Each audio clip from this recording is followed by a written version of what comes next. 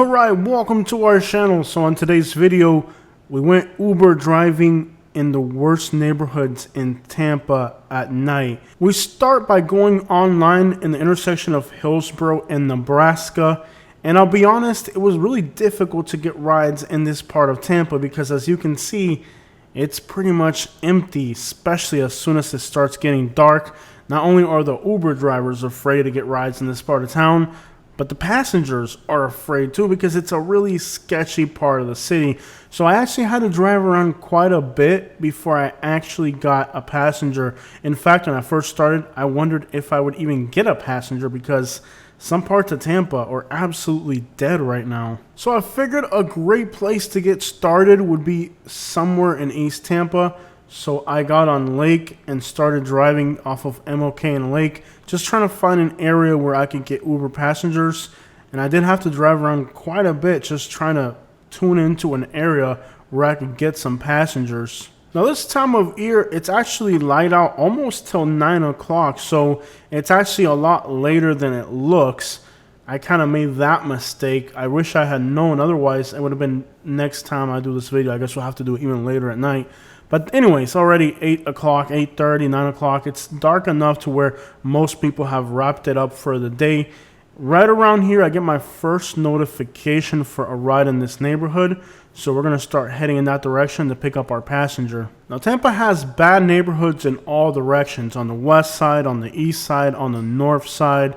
Most of Tampa has good and bad areas, but we're trying to find the absolute worst areas. And that is kind of the purpose of today's video, is what type of passenger do you get in these worst areas? Now, I've never really done Uber driving in this part of Tampa, so I'm completely new to the experience. And there are days on Uber that are great, and there's days that are bad in the same neighborhood. Give you an example, in Bradenton, Florida, I've had horrendous days, and I've had days where people give me $20 cash tips. So it's a complete crapshoot, and you really can't base your opinion about an area off of one day on Uber because honestly, I could have a great day or a bad day. But without a doubt, we're definitely going into the type of neighborhoods that most Uber drivers are not going to go into. So at this point, we know where we're heading. We have our first notification, and we're going to go pick this person up at a public place. This is the type of neighborhood where you got some deep hangout spots, boarded up windows, just kind of abandoned buildings with graffiti. It's definitely not the type of neighborhood you would want to put a stranger into your car. But I'll give you some background information. With this whole Uber driving in the city of Bradenton, Sarasota, where I live, there are some definitely sketchy neighborhoods. And in those neighborhoods, I go in there quite often, and a lot of times, the people are actually great. So the area that I work the most is in Sarasota. And in Sarasota, we have an area called Newton, which is mostly African American, and it's vastly considered to be the most dangerous neighborhood in the entire city. And I take rides in and out of Newton all the time because I work downtown, and Newton is right by downtown. And many people that live in Newton don't have transportation, so I'll pick them up all over the metropolitan area and drive them to this area. There's some government housing, some apartments, and some rundown neighborhoods. But so far, I haven't personally had a single bad experience taking people to this neighborhood that most Uber drivers avoid like the plague. I can honestly say that I enjoy taking passengers to Newton, and while I don't expect them to tip me because it's government housing, I like taking people there because so far everybody that I've taken to this neighborhood has been very well behaved. And that to me as an Uber driver is super important. Even more important than getting a tip is making sure that my safety, the person acts normal, they're level-headed, they're not on some weird substance and acting irrational. They're just normal, calm people. And I love those types of passengers, even if they don't tip. So as far as I can say, despite the neighborhood's reputation, I haven't had a single problem there, and I'm in there all the time. Now, Tampa is a much larger city in the same metropolitan area. At this point, we've already picked up our passenger. He's in the back seat, very happy, very calm, very chill.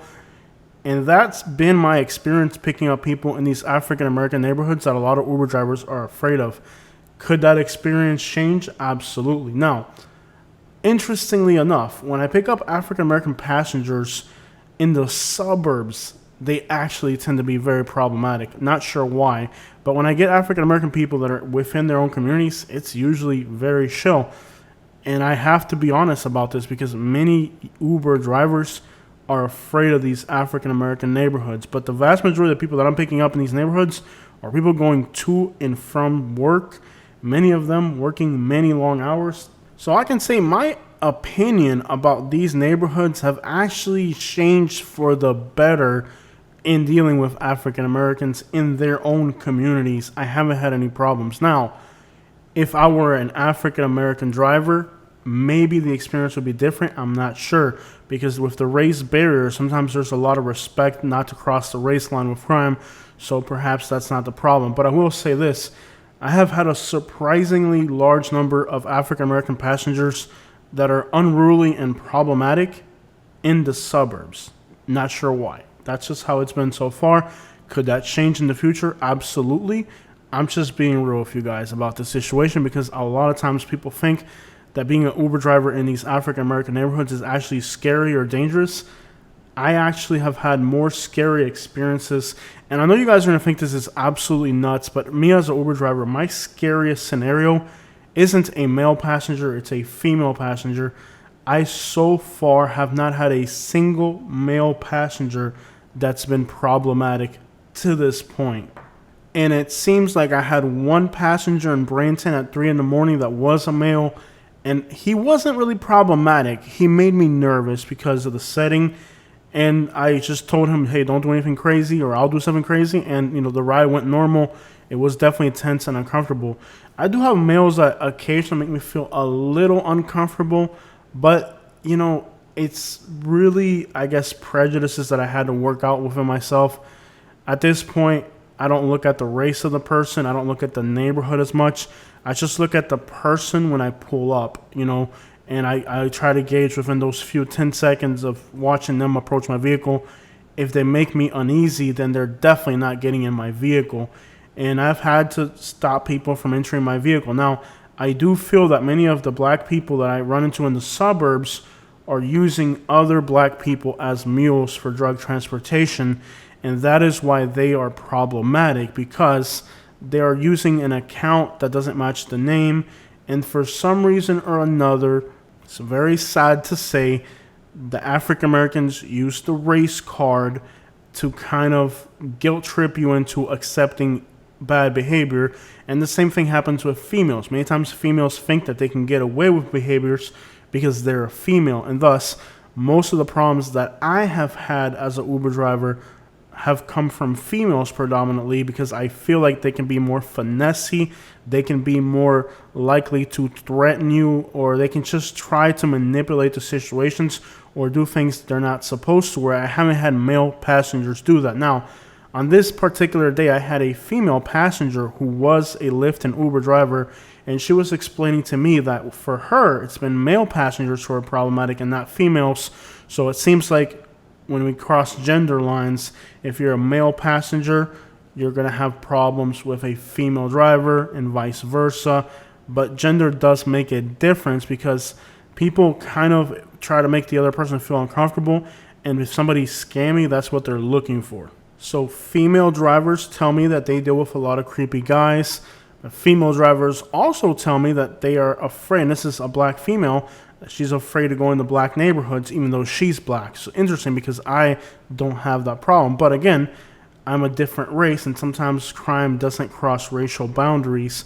So it's important to understand that there only really isn't a problem for me because possibly of the racial boundaries, that many times people will not victimize somebody of a different race, especially in a city like Tampa.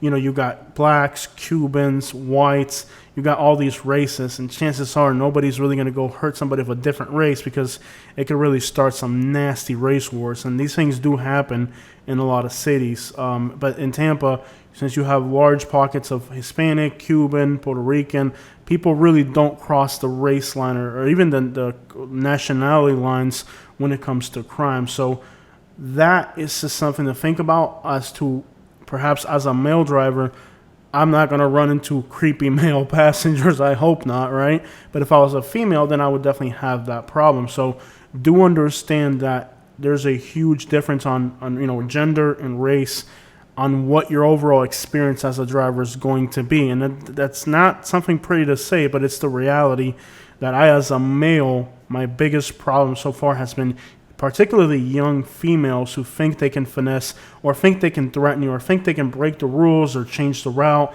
And because they're a female, they can kind of corner you into the fear of what if she threatens me or this or that. So I haven't had that problem with male passengers.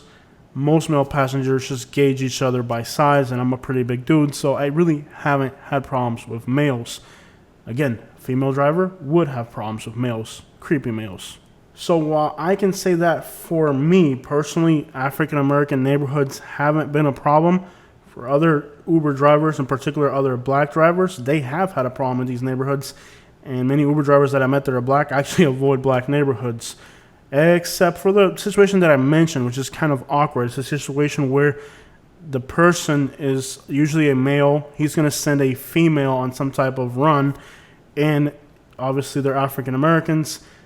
It's going to be on the male's account, but he's shipping a female. A female's doing something sketchy. And these are usually problematic rides. So the area we're in right now is technically called Del Rio. Now, the locals call this area Nucio. It's really a bad neighborhood. Now, for some reason, there's not a lot of people hanging out today. I don't know if maybe recently something bad happened in the neighborhood and people are just wrapping it up early. But this is the type of neighborhood where usually there'll be like 50 to 100 people vagrant in this little intersection right here. It's a really bad hot spot in Tampa. It's I think it's on the corner of 50th. Let's take a look here. Yeah, it's 50th and Sly. This is a part of Tampa that has a lot of bad neighborhoods. And this is where we dropped off the person that we picked up earlier, which is the first ride of the day. Kind of a long ride, but the person did make it to the neighborhood they were going to. Now, after dropping a passenger off, you normally wait in the area, but this isn't the type of neighborhood where you're going to park and sit idly in your car for too long. And if you do, chances are somebody's going to see you and they're going to get suspicious. They're going to think you're trying to roll up on them, or they're going to think you're... There's just no telling what could happen. And it may not even be like you're being victimized for a robbery. It could just be like they get scared that you might be scoping out the neighborhood to hurt them. So it's not the type of neighborhood you actually want to sit around and wait in. I was really hoping I would get another Uber ride right out of this neighborhood, but it didn't seem like there were too many rides flying through the radar. And again, this neighborhood here, to actually park your car and sit idly for a while would just be a horrible place to do it. This apartment complex right here looks kind of dead right now. I don't know if it's the hour, the day, or the weather or what, but sometimes there's like 20 people just hanging out right here outside this apartment complex. And you can see, in fact, they have like an 8-foot fence. So this is a shopping center that's actually one of the most dangerous little spots in Tampa. And on this particular evening, it looks pretty dead. But again, maybe something recently happened, and if there's a shooting in the neighborhood or something or whatever, everybody clears it out. So I don't know exactly what the deal was, but normally this neighborhood's packed. I decided to actually leave and not stick around this area aimlessly, and hopefully while moving I would get a ride, because that's not usually how you do it on Uber. Usually once you drop somebody off, you park somewhere and within a few seconds you get another hit, but not going to happen here. Now usually this area this time of day is bumper to bumper to bumper to bumper, but for some reason Tampa's looking kind of empty right now. As you can see, there's not much going on, which is kind of perplexing. Not sure really why Tampa is so empty. And if you think about snowbirds, right? The snowbirds don't go to these types of neighborhoods. But I don't know what the deal is. But this area was just empty. And I drove for quite a bit hoping to get a ride. And right around here, I finally got a ride. So we're going to go now further into East Tampa. We're going to pick somebody up somewhere and take them to a hotel by the side of the highway. Now, hotels by the side of the highway are usually very problematic, especially late at night in urban neighborhoods. But we're heading there, and you just don't know what you're going to get, really. But I head there. Let's get this person picked up. We're heading there right now. Now, this is heading towards East Tampa, like I said. It's kind of an area that has a lot of commercial areas, a lot of warehouses and stuff like that. Just kind of a rundown inner city neighborhood. All right, so passenger on board, we are now heading to the destination. We struck up some conversations about music, how people used to dress in the early 2000s, It was actually a very nice passenger. We had some nice small talk. I've had a few really bad runs into Tampa where I'll pick somebody up in Bradenton and take them to Tampa, and it's like a 40-minute ride, so it's nerve-wracking when you're on a 40-minute ride with somebody that's making you uncomfortable. Sometimes you get a good person. I recently got a $30 tip, my greatest tip so far, driving somebody from Bradenton to Tampa. But some of these Bradenton to Tampas are so sketchy. Usually it's like a single female who's, Tampa has more airports, more bus routes, more Greyhounds and stuff like that. So you get a lot of like females that, they go homeless in Bradenton or Sarasota, and then they're going into Tampa to get onto, maybe somebody they know in Tampa, or it's always some sketchy situation where they're, female with all their belongings going to Tampa, trying to change the route, or going through like a very emotional period of their life. And these rides, you're always on the edge of your seat. Like literally, they're very tense rides. So those few rides that I've had into Tampa have just kind of left me with a bad taste for Tampa. Not that everybody I work for in Tampa is like that, but I've already done a few rides into Bradenton to Tampa that have been horrendous. And again, my best tip has also been on that route. And that's kind of the thing about Uber. Like, you could have a great day today and a horrible day tomorrow in the same neighborhood. And sometimes some of the best tips you get come from some of the most sketchy neighborhoods. In fact, I think all of my extraordinarily high-tipping customers have been in very sketchy neighborhoods, with the exception of one person who tipped me 20 cash and 7 through the app. But that person was just going out to dinner with their wives or something. But for the most part, all of my really high-tipping customers have been in sketchy neighborhoods. So it's like, that's where the most bizarre tips come from. If you want to keep shattering your tip records, it's probably going to be in those types of neighborhoods. A lot of times people in those neighborhoods, they really struggle to get picked up by Uber drivers. They have the Uber drivers cancel the rides 3 or 4 times. So like, trying to catch an Uber out of some of these neighborhoods is really problematic. I don't know what on earth is going on here, but that's life in Tampa. It's just somebody running behind a car. I have no idea. I don't think they were pushing the car. I think it was just somebody running behind a car. Why? No freaking idea, but welcome to Tampa. So like on this particular day, the ride that I caught to Tampa was somebody possibly in one of these scenarios. Now this person, despite the fact they might have been going through a scenario, they were very calm, very just really well-mannered. Anytime you're getting somebody and they have a lot of luggage and they're going to a Greyhound station, and you can just kind of figure out they're going through something in their life. But this particular female was actually chill, relaxed. We had great conversations. She would tell me a song she liked. I would play it because I have that, Google, YouTube music thing. So we talked about music again. We just had a good, safe ride. Nothing scary during the whole ride. No uncomfortable moments. I didn't talk to her for like the first 30 minutes of the ride because I know that people in those circumstances can really get out of hand. But eventually when I saw her behavior looked normal, I did engage her. And then the last little bit of the 20 minutes of the ride or whatever, 15 minutes were great. And unfortunately, that's how it is. You have to be really careful as a driver to open up to people, because if you get an hour-long ride and you open up conversation at the start of that ride and that person's going through something, you are in for a world of awkwardness. So in this case, this person was dropped off somewhere in this vicinity here at these hotels. No, I thought I was done for the night, but I got a ride like a minute away, so I was like, sure, might as well. In this shopping plaza, I picked up some females, and I took them to a suburban area called Valrico. So now we're leaving kind of the urban core of Tampa and heading into the suburbs. Interestingly enough, in those suburbs, there are some trailer parks. There's an area called Sefner that they call it Mefner.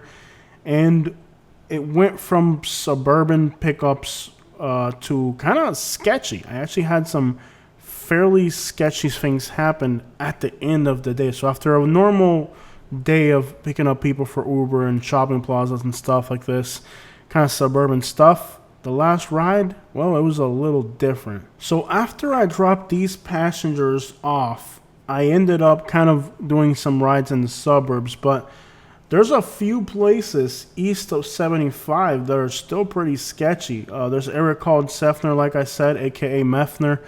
The intersection of Williams and Highway 92 is a gas station. That thing looked like the apocalypse zombie land of homeless people and crackheads. And interestingly for that area, it's not an area you would think is sketchy, but let me tell you, dude, some of these little trailer parks out there in east of 75 off MLK, Highway 92, just really sketchy stuff going into Seffner, Mango, even some parts of Brandon and Valrico, believe it or not, which are nice, quiet suburbs, but there's particular streets, particular neighborhoods that are really hot. Now, the GoPro did die on me, but I'll tell you where it was. It was kind of like right behind Interstate 75, maybe somewhere around Mango. And I'm in this little area. It's like a dead-end looking street. It's like one lane in, one lane out, fences, mobile homes. And I pull up to this person who's waiting for me. And the ride was to Riverview, which is great because that brings me back towards the area that I live in. So I'm thinking, great, I can catch a ride back home. I will say that these rides in the suburbs really don't pay a lot. I don't know why the pay rate was so bad, but it doesn't seem like it's even worth it for the gas money. But maybe it's just how tired I was after being out there all day. But regardless, as I'm out there, you know, I'm driving down this dead-end street, bunch of trailers, and every house has a fence, and that's how you know it's a bad neighborhood. When you pull up into a neighborhood and every single house has a 6-foot fence around it, you can't see anything other than fences, you know it's a bad neighborhood. Well, there's this young kid outside, and I'm like, I already feel like the setting is sketchy, so I'm not going to let him just hop into the car. And it's already at night, too, and it's a bad area, so I wanted to talk to the person before they enter the vehicle. Now, he's on the phone, and I got my windows down so I can hear him, and I could figure out, like, within 3 seconds that the person who was ordering the Uber ride wasn't the person that I was picking up. So, usually, according to Uber policy, you can't use somebody else's account. Each individual has to have their own account. So, the person that I'm picking up isn't the person on the account.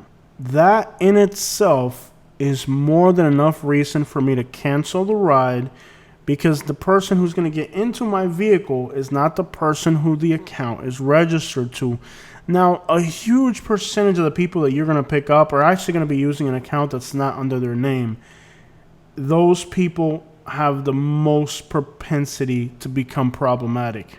Now we're kind of in the area called Brandon, heading towards the east. I think this is Highway 60, if I'm not mistaken. But anyways, you know, maybe they already had an account that was closed or they're up to something sketchy. But I could tell off the bat that the person who actually had the account was on the phone. And this wasn't a two-destination drive. I had to drive him to Riverview and then bring him back to this little spot. I've done over 200 rides now, and I've never had somebody that needs to go to a place and then back to where they came from. It doesn't happen like that on Uber. That is a red flag. Should make you drop whatever you're holding in your hand. The setting is a red flag. Clearly, the person that's trying to get in my car is not the person who is the account holder. And when I asked the person before they got in the vehicle, because I didn't just let them get in the vehicle, I asked them outside the vehicle, where are we going? He says, oh, we're going to Riverview. I was like, okay. And what are you doing there? And he's like, well, then you're going to drive me back, which I hadn't seen that on the app. On the app, it was a one-way drive, but he's telling me I was going to drive him there and then bring him back. And that's not the way the ride was on the app. In other words, there was red flags all over this ride. I mean, the setting was bad. The fact that it's late at night, the fact that the person I'm picking up isn't the right person, the fact that the person who has the account is on the phone instructing this person how they're going to get in my vehicle, And the fact that this person wanted me to bring them back after going to see this person from one residential address to the next late at night is never good. And then back to the first residential address, boy, that has the potential to just be trouble.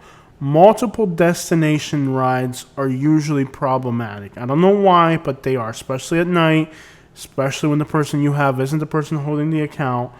None of this made sense. So, of course, I told the guy, hey, man, I'm not doing this. And I drove away a little bit away, and I canceled the ride. But I said, hey, man, call another Uber. There's no way I'm volunteering for this. This sounds like, to me, and I'm just going to give you guys a wild card scenario.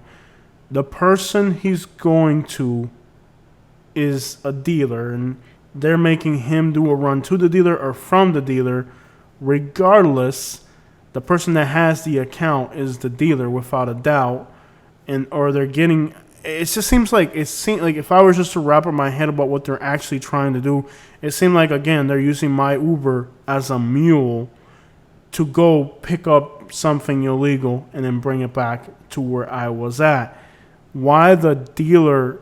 Maybe the dealer had a customer but didn't have transportation, so the dealer orchestrated or maybe the dealer had a drop and they were using this person as a mule for the drop, and I'm the Uber driver, but the dealer's orchestrating the freaking delivery. Whatever the scenario was, it wasn't going to fly with me. There were just way too many red flags about this scenario. Not one, not two, 3 or 4 red flags. This ride wasn't going to happen. And sucked for me. I was disappointed because I wanted to get back in my direction. If I can catch a ride back in my area, it would have been great. But I've learned with Uber that no amount of incentive is worth going against your gut feeling, your best judgment. And this seemed like they were doing several things wrong. From using an account inappropriately to perhaps illegal activity. None of it checked out, so I did cancel the ride. And I am very easy to cancel rides that make me feel uncomfortable. And this ride had the most potential to be the worst. Trailer park to suburbs, back to trailer park. With somebody using somebody's account that ain't theirs, not going to fly. Now, I picked up people today that were all African American. And they were all leaving work from a commercial setting to a residential setting, okay? I had 3 or 4 African American passengers and maybe some that I didn't, put in here, but they were all African American people leaving work, going to work, home to work type scenarios. But then here's this white person going from a trailer park to the suburbs and back. Boy, does that have bad signs all over it. So, not necessarily, like I tell people, a lot of people have a prejudice against certain people. It's more circumstantial than racial. Without a doubt, use your best judgment, but never use prejudice. I work African American communities all the time, and so far, the only African Americans that I've had trouble with are outside of their community. Interesting. That's the reality and how it is. Uber driving in sketchy neighborhoods in Tampa.